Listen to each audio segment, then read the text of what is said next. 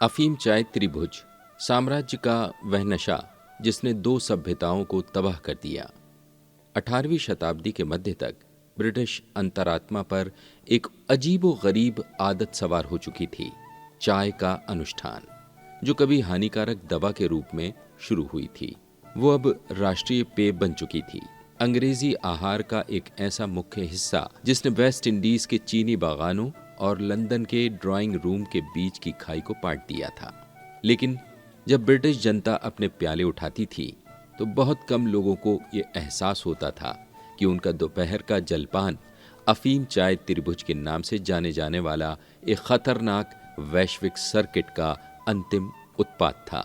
एक ऐसी व्यापार प्रणाली जिसने शाब्दिक रूप से नशे और आर्थिक शोषण के माध्यम से एक साम्राज्य का वित्त पोषण किया।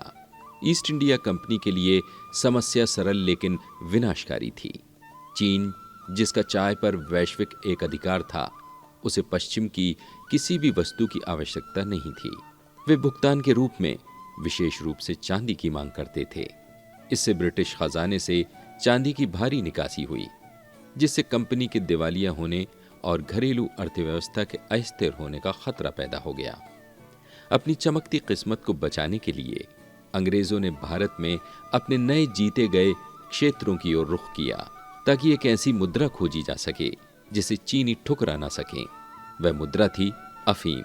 वॉरेन हेस्टिंग्स के गवर्नर जनरलशिप के तहत EIC ने 1773 में अफीम पर सख्त एक अधिकार स्थापित किया। भारतीय किसानों को निश्चित दरों पर अफीम की खेती करने के लिए मजबूर किया गया। बंगाल के बंदरगाहों से इस कंट्री ट्रेड के माध्यम से नशीली दवाओं को चीन ले जाया गया, जहां इसे उस चाय के बदले बदला गया जिसकी अंग्रेजों को इतनी लालसा थी। चांदी की जगह अफीम का उपयोग करके अंग्रेजों ने एक आत्मनिर्भर चक्र बना लिया। भारतीय भू राजस्व और श्रम ने ड्रग पैदा किया, उस ड्रग ने चाय खरीदी और उस चाय ने ब्रिटिश राज्य के लिए भारी कर राजस्व उत्पन्न किया। इस निवेश की मानवीय कीमत चौंकाने वाली थी। अफीम और नील जैसी नकदी फसलों पर ध्यान केंद्रित करने से मिट्टी की उर्वरता नष्ट हो गई और कृषि अर्थव्यवस्था खोखली हो गई। इसने 1770 के बंगाल अकाल जैसी मानव निर्मित भयावहता में योगदान दिया, जिसमें 30 लाख लोग मारे गए। इस व्यापार ने चीन में एक ऐसी पंगु बना देने वाली निर्भरता पैदा कर दी, जिसका उपयोग अंग्रेजों ने अपने भारतीय घाटे को भरने के लिए एक पर्दे के रूप में किया। यह त्रिकोणीय व्यापार साबित करता है कि मुक्त व्यापार एक कल्पना मात्र थी।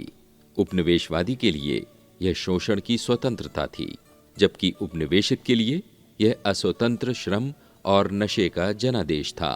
अंततः अफीम चाय त्रिभुज ने साम्राज्य के असली घोटाले को उजागर किया कि एक ब्रिटिश चाय की मेज की परिष्कृत सभ्यता दो महान एशियाई सभ्यताओं की व्यवस्थित बर्बादी की नींव पर बनी थी।